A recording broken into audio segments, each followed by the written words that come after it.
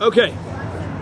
All right. So, what we talked about last week was the mitzvahs.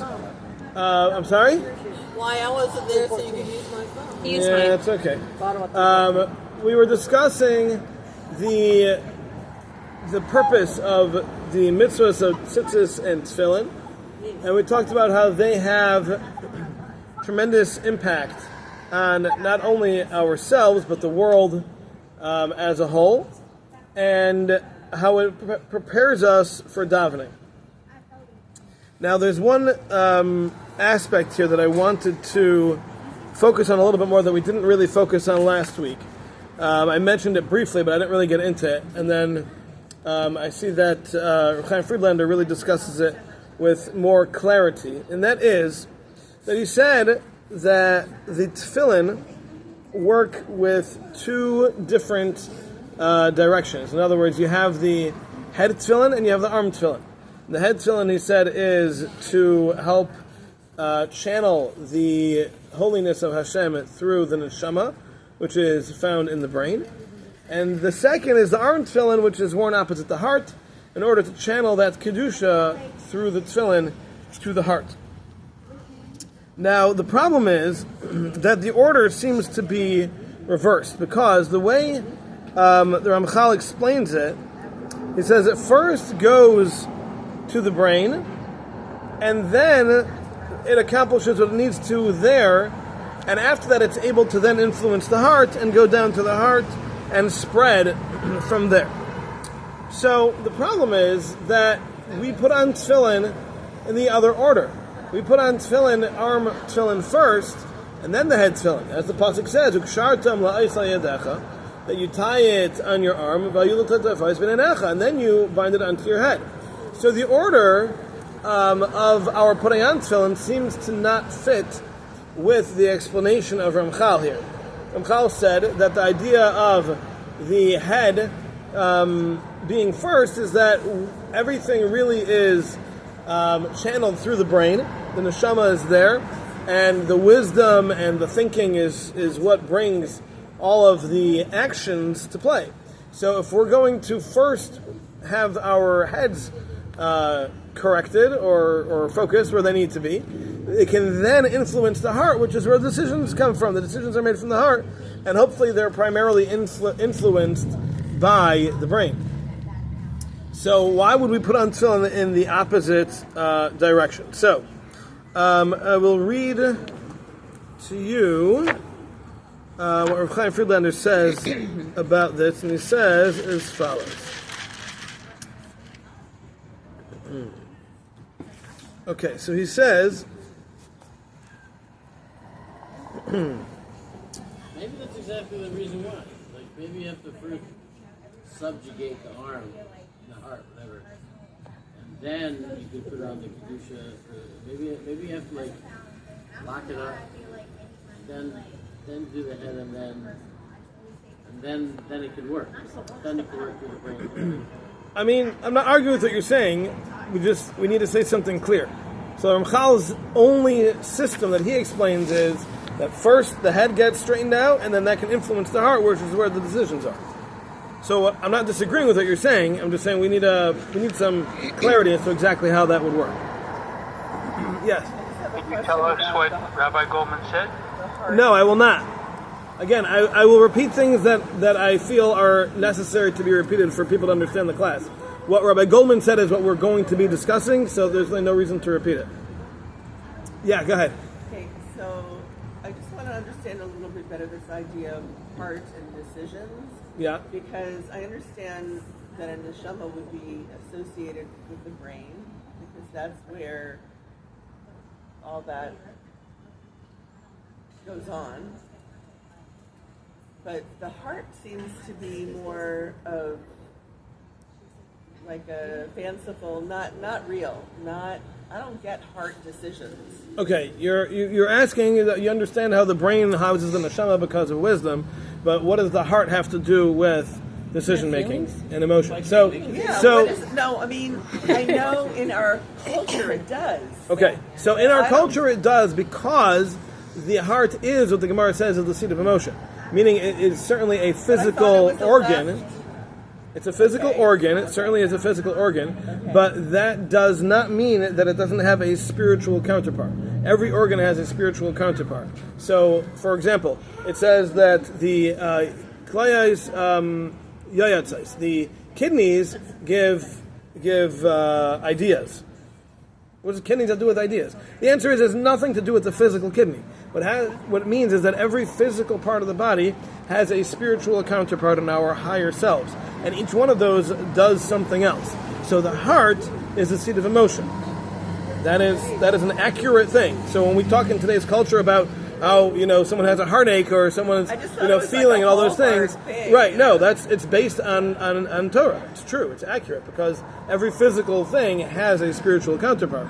So the heart and the brain are actually two organs that are not included in the number of the 248 that we have. They're actually considered separate from the 248 that we have because they're kind of on a different tier. They work differently. Again, we're not talking about the physical organs. We're just talking about the spiritual organs that make up a person. Thank you. Okay. What? There's a golf cart that's driving on the road. That's true, Rabbi Goldman. All right. So It's like an off-road, So Reb Chaim says as follows. I'm going to read it. Haneshama shelates b'mayach. The neshama rules over, or in, I should say, in the brain. But it spreads to the heart. Because the heart is the tabernacle of desire for a person. Kakasva, as Abatzik says, V'yadata hayim, and you should know today, Zu hayidiyah v'hakara sheb'mayach. This is knowledge and understanding that takes place in the mind. And then the pasuk continues and says, and you should set it, you should settle it on your heart. Meaning, that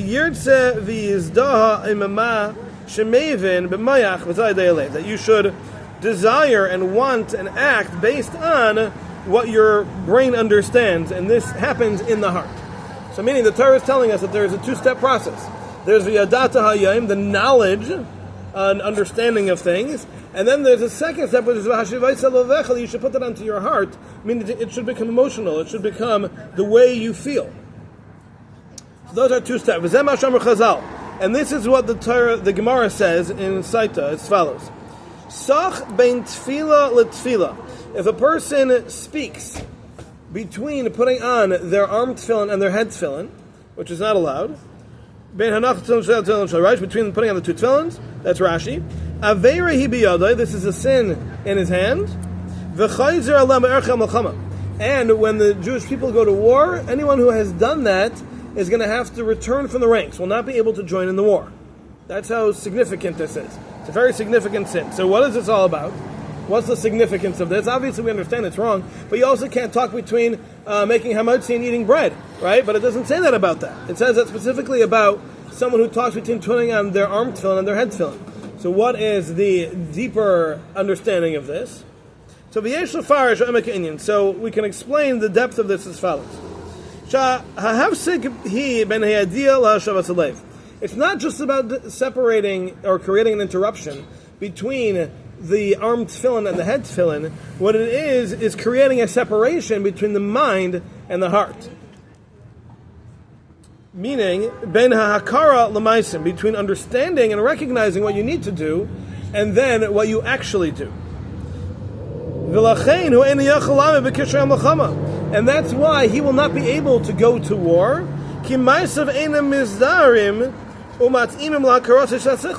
Because his actions don't align with his understanding. As the sages taught us, someone whose wisdom is greater than their actions, and chachmasim is kayemes. His wisdom is not going to last, it's not going to work, it's not going to function. The heart is the ruler over the actions. And that's why the arm tefillin are put on the hand, even though it's about the heart, but they're put on the arm. Why? Because the hand is what does the deeds. Shehim Keneged Halev V'Taitzah Me'Retzaynei, which is a product of the desires of the heart. Okay, so what Chaim Friedlander is saying here is fascinating. He's saying the whole idea of there being an issue of interrupting between the arm tefillin and the head tefillin, besides the halachic aspect of it being not allowed, there's the element of that you're separating, or that is a symbol of someone who is separating their mind from their heart. Meaning, you can know what's right and still not do what's right. You can know what's right and still not feel it, not internalize it, but simply hold it as knowledge. And that is a very, very severe problem. To the extent that someone like that cannot join in the wars, because if their mind and their heart are not aligned, then that's a very fundamental problem with this individual. So the idea here is that the arm tefillin, which are placed on the hand, on the arm, instead of on the heart, which they themselves are representing, is to show the idea of action. The heart is the seat of emotion, of feeling, of desire, and when we do things, we only do them because we want to do them. Right, as we discussed last week. We do things because we want to, so the heart is ultimately what's going to decide what we do and what we don't do. Now the mind may very well know the right thing to do and the wrong thing to do. But if that doesn't transfer to the heart, if we don't have that connection between the brain and the heart, then that's what's missing, and that's a very, very severe problem. So, because of this, we're now going to explain the order in which we put on the tefillin, because we started off with the question that the way Ramchal is explaining it, it should go head first and then heart, because the head is what needs to be set straight in order to influence the heart, and therefore the order should be head and then heart. And yet when we put on tefillin, we know what we do, as the pasuk says, when we put on the arm tefillin first, the heart first, and then the head. So how does this work? So Chaim Friedlander explains as follows. Since v'lachayra, it would seem, based on this, that the understanding of the brain, the wisdom of the neshama, needs to influence the heart. So then it would make sense to first put on the head tefillin, because that's the order it needs to go in. Hamadbai says because that is what will settle the mind and the wisdom. And then put on the arm tefillin, which will then work on the actions that come from the heart. Because we've already set up the mind so that the mind is in a good place, so now it would make sense to then go to the heart. So he explains, he said, but the truth is, there is a way that we do things before we understand them. Like we saw, that we said Na'aseh v'nishma. When we were offered the Torah, our response was, we will do and we will understand. Meaning that we were at a point that we said we're so connected and we're so committed to this that we're willing to agree to doing it even if we don't understand it. Because if a person's actions are messed up, for lack of a better word, they will not be able to understand. They will not be able to recognize what is right if their actions are constantly taking them to what is wrong. But through the good deeds, that will strengthen the ability to understand. That will allow it to be seated and be established in an even stronger way in the heart. And then, once it's established even stronger in the heart, it will then be established even better in the brain, which will then establish it better in the heart, and then back and forth, and it will spiral upwards. Yaiser v'yaiser will constantly go up and up and higher and higher. Halevu makar ratzon ma'asim, because the heart is the source of the actions that we do, and we have to start with the action. So Ramchal is saying, what Chaim Friedlander is saying here, that what the Ramchal is saying is a very, very deep concept, and that is that a person's actions ultimately are ultimately a product of a person's desire. Now the truth is, though, as Rav Dessler explains at length, a person's wisdom is also a product of their desire. We never think of it that way. We think of logic as something which is not connected to will or desire at all. But Rav Dessler has a very long section in his book of Mitzvah Milio where he says that is not the case, and he proves it in many places, that logic itself is subject to desire. Meaning to say that a person who wants to understand something in a certain way will find a way to understand it that way. Somebody who doesn't want to will not. One of the greatest examples of this is Aristotle. The Rambam writes about Aristotle that Aristotle was so brilliant, and yet he wasn't able to come to an understanding that there's a creator. Yet he was so brilliant. Why? How does that work? How could he not understand that there's a creator? The answer is because he didn't want to. Because his desire was not to agree that there's a creator, because if there was a creator, that means there's responsibility in life. And there's a higher power to answer to, and all of a sudden, there are things you can do and things you can't do. So in order for his understanding to ever reach a point of logically, scientifically, I believe that there is a creator of the universe, he'd have to first be ready to submit to that creator, which he wasn't willing to do. And therefore his logic, his brilliance, which was, one of the greatest in the history of the world, never got him to that point. He never reached that point where he said, there's a creator. Because that would necessitate something going against what he wanted, which he didn't want. And the same can be said of lots of other people. Hawking. Here's another brilliant man, refused to come to that conclusion. Because in his mind, science has to be absolute. There can't be a creator. So coming to that conclusion would go against what he wanted, and therefore his mind could never get there. He would never reach that conclusion, as brilliant and as smart as he was. He would never reach that conclusion. Wasn't he a huge anti-Semite also? I don't know, whatever. So the idea is that the logic is also subject to desire. It's subject to will. So therefore, the Torah tells us that even though the direction it needs to go is that the brain, it needs to influence the heart, nevertheless, it has to start with the action. Because as long as we're doing things wrong, our minds will never be in the space to understand and really incorporate what is right. Because as long as we're constantly doing things wrong, we're never going to have the capacity to understand what's right, because it follows the desire. So the more our desire is for what's wrong, the less our logic will be able to comprehend what is right. So therefore, the first step is, as Rabbi Golan was mentioning earlier, the first step is we got to do what's right. That's got to be step one. Do the right thing. And if we're doing the right thing, then we'll be able to get to a point that what we do will influence what we want, and then our minds will be able to soak it up.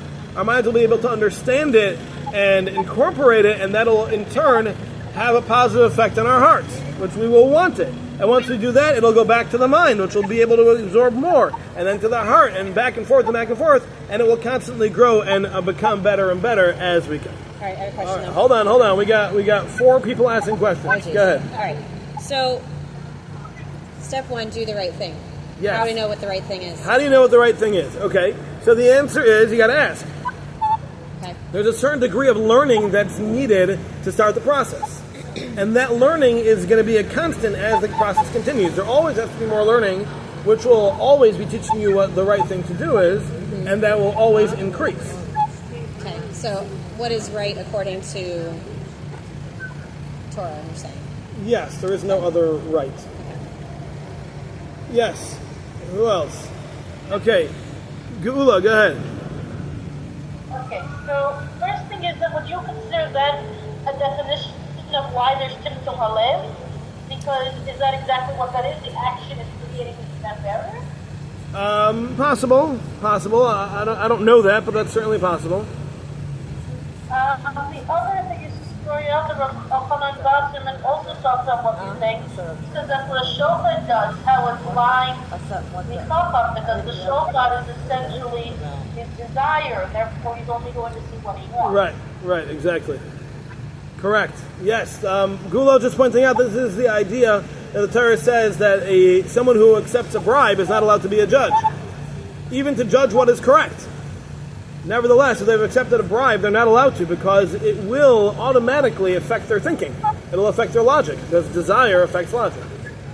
Yes, correct. Okay, Lynn, go ahead. So, at some point, logic is subjective. Absolutely, logic is subjective. That is exactly what we're saying. Absolutely correct. Okay. Okay. All right, are we good here? Yeah. Okay.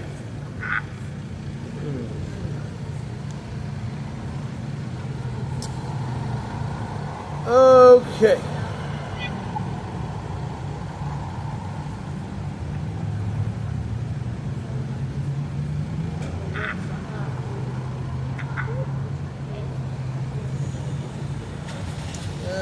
All right. Okay, I think that's good. All right, let's continue. Okay, so let's go to Ches. Where is that? What page? 314. Bottom. Everybody got it? Yep. Okay. V'hine. All right. Nitztavinu lihisater be'itur zeh kol hayomim. We are commanded to crown ourselves with this crown of the tefillin that we've been describing all days, chutz mimei HaKodesh, except for days that are considered holy days. Shehem atzmam ois liYisrael, because they themselves are a sign for Klal Yisrael. What does that mean? Sorry. Hold on. Okay. Okay, they themselves are a sign. What does that mean? So he explains. Mitzidam misatrim Yisrael bitureihem. The crown that Klal Yisrael achieves through wearing the tefillin is also achieved through these holy days, without necessitating any other effort on our behalf.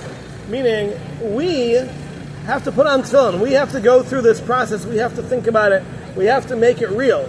But when it comes to the Yom Tovim, Shabbos and Yantif, days that the Torah says these are a sign, these are days that same influence, that same concept happens without the need for tefillin. Masha'en ken shar yamim, as opposed to all other days, that we cannot achieve these crowns without going through the effort of putting on tefillin and all that's involved in that. So what he's saying here is that the days that we don't wear tefillin is because the days themselves are imbued with the same power that tefillin is imbued with. So we don't need the tefillin to have these crowns. We can simply exist on the days, on the Shabbos, on the holidays, on the Yom Tovim, and that itself is able to achieve that same influence and all the things that the tefillin accomplish, the days themselves accomplish. Which is why we are not allowed to wear tefillin on these days. Because by putting on tefillin on these days, we're showing that the Yantif's not important, the Yantif's not valuable, the Yantif can't do it, which is very wrong. And therefore we should not put on tefillin on these days, and we're not allowed to put on tefillin on these days for this reason. Okay. The talk continues. V'gam achar ha'ishtadlus atzmai. And after we've gone through the effort, we've put on the tefillin, ein malas ha'itur hamusag boi kemalas ha'itur hanimshach me'el v'mei HaKodesh. Ala pachas imenu harbe. He says the influence that we have, the ability to channel holiness from Hashem of tefillin is significantly less than the ability that we have with the Shabbos and Yantif. So our ability to bring this holiness into ourselves and into the world through tefillin is actually less than the same ability on Shabbos or Yantif without tefillin. Shabbos and Yontif are so powerful. Their ability to bring down holiness into the world is so great that it eclipses Tefillin by a lot. By a lot. And that's something that we need to try to focus on. Every Shabbos and every Yontif, we have to realize if we could picture ourselves wearing tefillin all day, there's a certain degree of it's a mindset that you have. You feel different. You feel like you're wearing Hashem on you, so to speak, which is true, and it's a conduit to channel all this holiness. We have to realize Shabbos is that. Yontif is that, but 10 times greater. It's much greater. So we can't go through a Shabbos or a Yontif and just, go through the motions and enjoy it, and without recognizing the value and the potential that Shabbos and Yontif have to bring this Kedusha into ourselves and into the world. We have to capitalize on it. We have to take advantage of it, especially if we can't wear tefillin. So, we'll be 0 for 2 if that happens. But understand that Shabbos and Yontif have this awesome ability to be able to channel holiness into ourselves and into the world, and we should make sure that we take advantage of it because it is significantly greater than the power of tefillin themselves. Amnam, however, Hadvarim Kulam, all the different aspects, B'chol Gevuleim, with all of their boundaries and what they're able to accomplish, Nishayarim min HaChachma HaElyona, are all measured from Hashem's divine wisdom to Mashahu HaYaser Na'is, to that which is the most appropriate.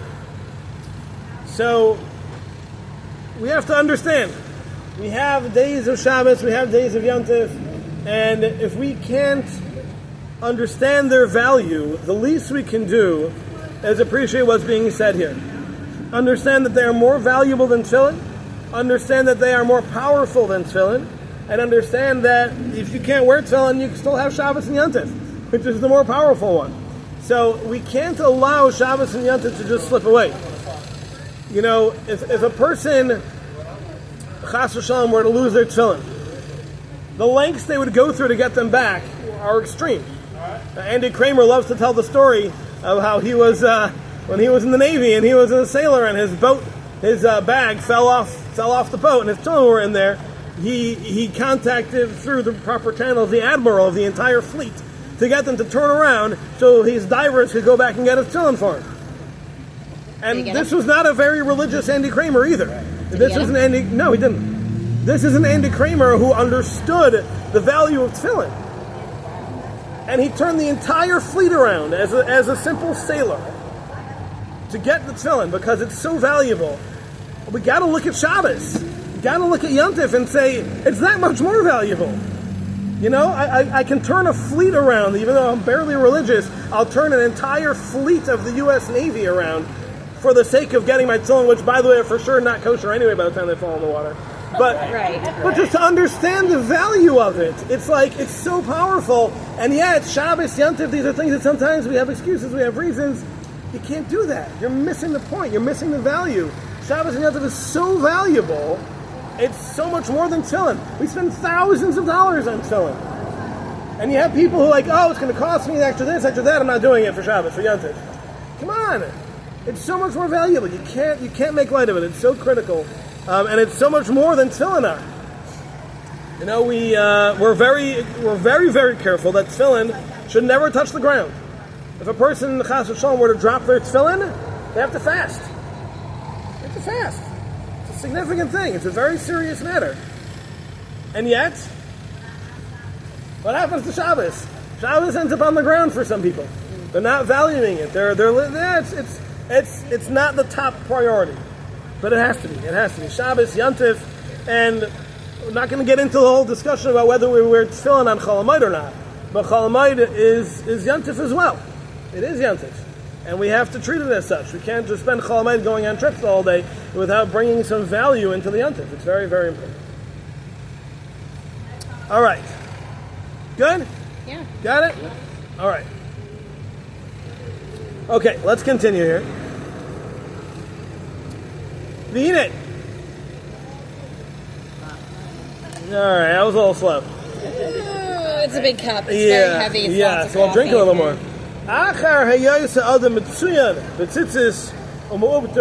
Once a person is he's got his uniform on of his tzitzis, and he's wearing his crown of his tefillin. Niskenu lo sidrei hatefila. Then the next steps of davening are established and set up. L'sakin kaviyam estarach, to be able to accomplish what davening needs to accomplish.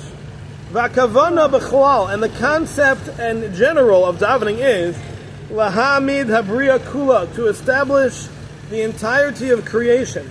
Kol ha'olamos, all of the different worlds, b'matzav haroi, in its appropriate situation, l'sheyushpa bam hashefa ha'elyon, that they should be in a position to accept the shefa that Hashem wants to give them. As we learned, there is a daily shefa that comes to every part of the world, every part of the universe, every part of creation, and that daily shefa needs to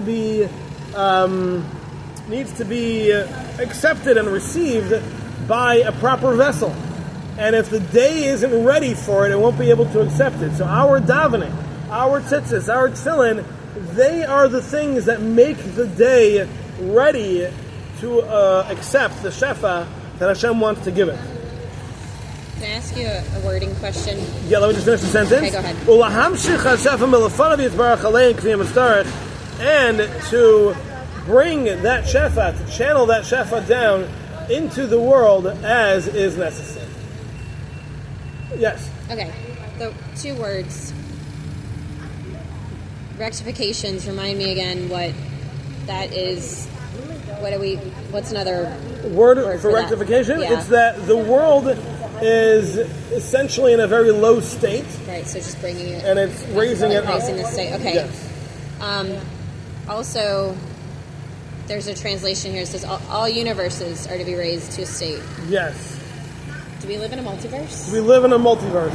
Okay. Is that a different translation? I knew the question had to be asked. Right? Do we live in a multiverse? Okay, so I'm not going to answer the physical answer to that question. Okay. But I will say, as far as what he means, he refers to all of the spiritual counterparts of the physical world. As we learned, the world is linear. Right.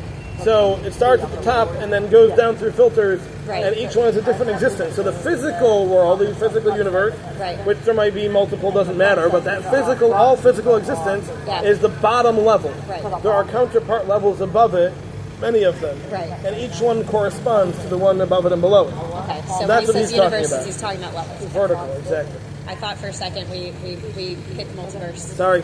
Got really excited. Okay, so since women don't like to fit in, how do we connect? Since women don't like tefillin, how do they connect? Okay, good question. So When they go to war as well, women don't go to war. women do go. Yes. Not in the Jewish words, they don't. The Torah is very clear. Women are not supposed to go to war. They do in Israel. In Israel, they do. Israel is a secular state. In Torah law, women do not go to war. So if we're fighting a religious, or not religious, but of a... Yes, when we have our kingdom, the Beis Hamikdash is built, women absolutely do not go to war. Okay. So not state. Now, they can sit in the control rooms and surveillance and all that, but they don't go to war. Can't even have weapons. What? Okay, but besides... Can't even have weapons. Right. Okay, so... We have a different value to women than secular world does. So how do we... All right, so how do you get what tefillin gets you? All right, so the answer is, it's there without it. We're already there. You're there without it. We did it already. That's how it works. That's how it works. In other words, we understand the concept of mitzvahs are there to help a person connect. So if a person has less mitzvahs, by definition, that means they don't need as much to connect. Right? So if someone gets the full kit, and it starts with the beginners, and then goes all the way up through the expert, that means they need to start from the beginners. If someone is handed the expert kit, that means they've already got the beginners covered. Yeah. Right? So women who are given less mitzvahs is because they don't need those to connect. So what men have when they put on tefillin, women have without putting on tefillin. And the same for tzitzis. Now we mentioned that perhaps the concept of tznius is connected to that as well, that with tznius women are able to, and men, are able to reach these higher levels and connect better. But essentially, any mitzvah the women don't have is because their connection's already there. Not because we're inferior. We already have it. I talk to people a lot about this. And? When people How's it like go? out in the outside world, they're like, "Oh, you guys have to sit separately," and they're all, like, there's like all this suppression. I'm like, no, it just means we don't have to do this stuff. I'm perfectly happy not going on the bima. Yep. I don't want to That's do right. it. So anyway. Very good. Sorry. Okay. All right, we will stop here. Yes. Okay, on that topic,